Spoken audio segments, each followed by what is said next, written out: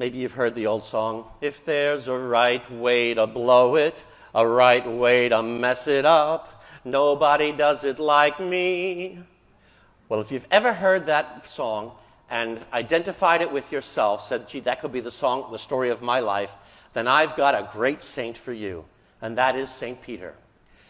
I've often thought that Jesus chose Peter. One of the reasons he did was because Peter seemed to have every good desire of the heart. He really wanted to follow the Lord. He really wanted to do what was right. But he always seemed to have the habit of putting his foot in his mouth or just saying or doing something to totally mess up everything he had just begun. Let's look at a couple of the instances in the life of St. Peter. One, which we're going to hear two Sundays from now in the Gospel reading, the day that Jesus asked the people, or the disciples, who do the people say I am? And they say, some say you're John the Baptist, or Jeremiah, or Elijah, or one of the old prophets of old come back. And he says to them, but who do you say that I am? And you can almost hear the silence among the apostles. And Simon Peter speaks up and says, I say you are the Messiah, the Son of the living God.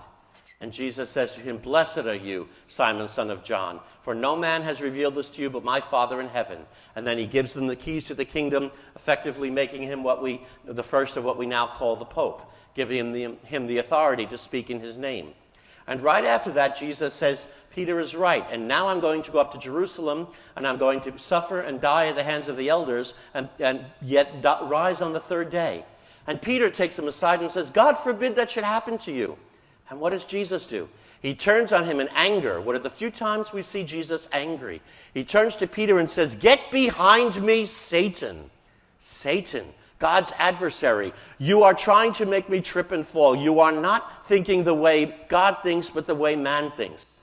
I'm sure Peter at that point would have loved to find a hole that he could dig and hide in, because he must have been so upset at that point to be called Satan by the Lord.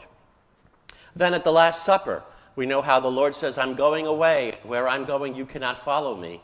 And Peter says, why can I not follow you? I will lay down my life for you. And Jesus says to him, he goes, really, Simon? He says, you'll lay out your life for me? Tonight before the cock crows, you will deny 3 times you even know me. No, Lord, I would never do that. And I think he meant that in his heart. He truly meant to say to the Lord, I will die for you. And yet we all know what happened that evening. Indeed, he did deny 3 times he even knew who Jesus was. And he went out and wept bitterly. Again, a time that he put his foot in his mouth, and he didn't have the strength of his convictions. But remember, Jesus at the Last Supper also said something else to Peter. He said to him, Peter, I have prayed for you, and when you have recovered, you in turn must strengthen your brothers. So he knew that Peter would fall away, that he would deny him, but the Lord was not dismissing him because he even denied 3 times he knew him. He knew in his heart he wanted to do what was right, but human weakness made him deny him. And when he had recovered and realized that Jesus had forgiven him, he in turn would be the one that would strengthen the other apostles. And with all that in mind, we see today's account, which is actually the earliest of the 3 that I just mentioned to you. But here they are in the boat. Jesus dismisses them and stays in the mountain to pray and leads them on the boat at night to go across the lake. Now, the fishing boats that they used were very small. They were hardly seaworthy, not anything that you would put great trust in. And the Sea of Galilee is known for storms to come up almost unexpectedly. And indeed, the winds were very strong. They had headwinds, and they were taking on water and probably expecting to drown. So here they are panicking. We're about to drown. And in the midst of all their fear over the elements that they can't possibly control, in the middle of that, they see something moving towards them on the water, and they think it's a ghost. And they begin to scream out. So you could just imagine their fear at that moment. They're ready to drown, and now some evil thing they think is coming at them to get them even and harm them even more. And Jesus cries out to them, get a hold of yourselves. Do not be afraid. It is I. And what does Peter say? Does he say, why did you leave us out here? Or does he say, how do I know it's you? Prove that it's really you?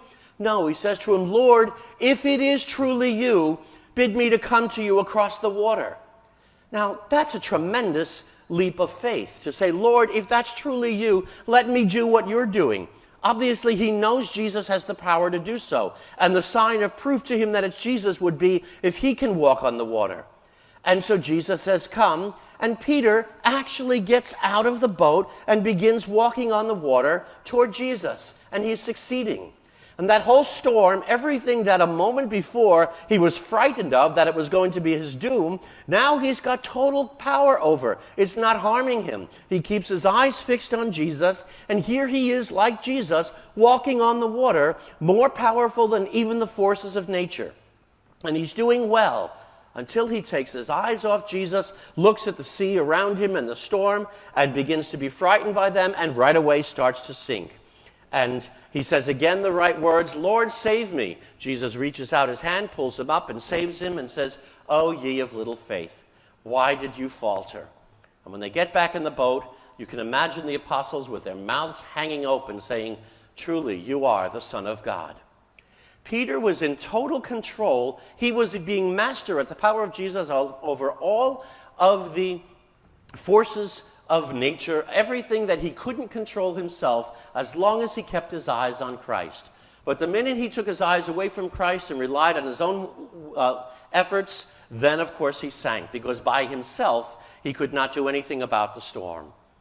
And that's such a powerful message for all of us, because I've always felt I could relate to St. Peter, and probably all of us can at some point, especially if you've ever put your foot in your mouth and said, boy, the Lord probably would never want me again after what I just said or what I did. Well, if that's the case, if it's ever happened to you, you're in good company. You're in the company of St. Peter.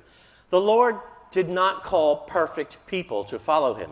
In fact, one of the things we see about the apostles is how very much ordinary they were, and how much in the nature of the fallen human race they were. The Lord could have called great scholars and great saints to serve him, but he didn't. He called 12 very ordinary people, and he made them great by the gifts that he gave them, provided they trusted in him. And there was obviously only one who didn't, Judas Iscariot, who went off to his own place and was replaced by St. Matthias. And I've always felt that's no accident, that the Lord called ordinary people. And he continues to do that today in you and me. He often does his best work through ordinary people, people who realize our own weakness, our own lack of skills, our own ability to do anything great on our own power. In fact, if anybody came along and said, well, of course God should call me, look at all my skills, look how great I am, I think that person is headed for disaster. No, it is the person who realizes his own weaknesses all too clearly, his own ability to do on his own what God would want him to do, but does it by trusting in God that great things have been done by great saints over the centuries. Some of you may remember Father Benedict Groeschel, who founded the CFR Fathers, and he was quite popular on TV shows, and many books of his own, was on EWTN quite a bit. In his earlier days, he used to help here as a regular Sunday assistant at St. Anne's. And a few years ago, before he passed away, he even came and celebrated a Mass with us here. And he was one of my teachers in the seminary, and he was also the postulator for the cause of canonization of Cardinal Cook. And he had to gather all of the information about Cardinal Cook and bring it to Rome to begin the process. And he told us how when he met with one of the bishops who's in charge of the cause for the canonization of saints, he said to him, in everything you write, don't try to convince me that Cardinal Cook never sinned. Because if you do that, now I know you're lying to me. Don't tell me he didn't sin, but prove to us that he had heroic virtue, that he somewhere in his life did powerful things even in spite of his sinfulness. And that's what great saints have done throughout the ages. If you look at them all, they've all had weaknesses. They've all had sins. In fact, sometimes it seems that the Lord called some of the greatest sinners in their early life to become his greatest advocates, like St. Paul himself, who was persecuting the church before the Lord called him. We can do great things for God, not when we're perfect, but when we acknowledge our weaknesses and rely on the Lord strengthening us to do good work for him.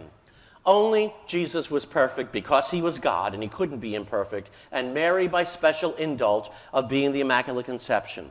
All the rest of us, we have our own weaknesses, we have our faults. And sometimes we might think God wouldn't call me to serve him. Well, no, he calls every one of us to serve him in different ways each, But each and every one of us is called by the Lord to bear witness to him, to be part of his body, to bring him to the church. And especially, I find this when it comes up with young people who are discerning a vocation to the priesthood or religious life. And sometimes in talking with young people, I feel that they don't feel worthy of it. They look at their priests and their parishes and everything and say, gee, Father is so great. He's so holy. He's such a powerful man. I could never do what he does. I don't have his skills. And I always say, if there's anybody here, we have several young people here that think that God might be calling you to the priesthood or to religious life, and you think, how could I possibly follow God? What skills do I have? My priest is so wonderful. I couldn't do what he does. Well, I can tell you, I know what you're feeling, because I was there myself. I grew up always around priests, and there was one priest in particular whom I absolutely idolized. I had him on a pedestal, Father Kenny. He was the priest in my parish from 4th grade through my junior year of high school. And he taught me to be an altar server, he taught us in class, and he became a personal friend to my family, and I learned everything from him. And I had put him on a pedestal. He was my idol. And when I first thought that God was calling me to be a priest and thinking of being just like Father Kenny, the thought of it scared me at one point, because I said, how could I do what he did? He was so great. He had so many skills. Thankfully, my chaplain in college said to me, he goes, well, God would never call you to do something and not give you the strength that you need to see it through. He won't give you the skills to do everything, so you may not be able to do all the ministries that the church could offer, but the ones that God asks you to do, he will strengthen you, and he will give you whatever you need to do it. Thankfully, I trusted in him. And a few years ago, a priest friend of mine was the head of the archives here in the Archdiocese, which, among many things that they take care of, are the archives of deceased priests. And he was able to share with me things in my friend's, this priest's file, that were not confidential. And I was able to read a few letters that he had written to the Cardinal, Cardinal Cook at the time, asking for, about a transfer and a few other things. And I read about some of the things he worried about. And I realized that day he had the very same weaknesses, the very same concerns, the very same insecurities that I have. And I said, gee, I had Father on a pedestal because I thought he was a Superman. And he wasn't a Superman. What I realized he was a man head over heels in love with Christ. And he gave him permission each and every day to use his frail human being and his own weaknesses to preach him and bear witness to him. And preach him and bear witness he did in an excellent way. And that helped me realize that, hey, if Father Kenny could do all those things he did for me, as weak as he was, I can do the same for Christ and for other people, even with my own weaknesses. And I share that with all of you, for not only those who might be being called by God to the priesthood or religious life, but everybody. Every one of us has a way to serve God. Some of you have already found your vocation and the vocation of marriage. Some of you will discern your vocation in the future, or even what we're meant to do in any given day, in any particular situation that comes our way. We don't have to be perfect, and we don't have to be people who have all the answers. In fact, it's better for us if we acknowledge that we need other people to help us and look for assistance, look for counsel from other people. We are better off when we do that because we can feed off the wisdom that other people have that we don't have. And when we acknowledge our own weakness and simply say to God, Lord, I give you permission each and every day to do with me whatever you will, then we can do great things for the Lord. Mother Teresa of Calcutta taught us that. She said, give God permission every day and don't be afraid of your weaknesses. Whatever it is God wants to do through us, he can do if we only allow him. And if we always remember not to rely on our own strengths and our own talents, but on the power of God. Remembering, as St. Paul once said, I can do all things through Christ who strengthens me. That with Christ helping us, we can do anything that he asks us to do.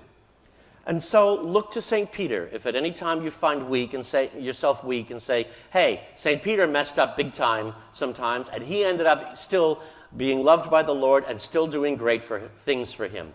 So if St. Peter could mess up and still serve the Lord, so can I. Bring your sins and your weaknesses before the Lord, as Peter did. Ask for his forgiveness and let him strengthen you. And remember that he will be with you always. That if you trust in the Lord, that he will be the one doing the works through you that you do. You'll be able to do great things for the Lord. You'll be able to move mountains. You'll be able to change the world. You'll be able to work miracles. May Jesus Christ be praised, now and forever.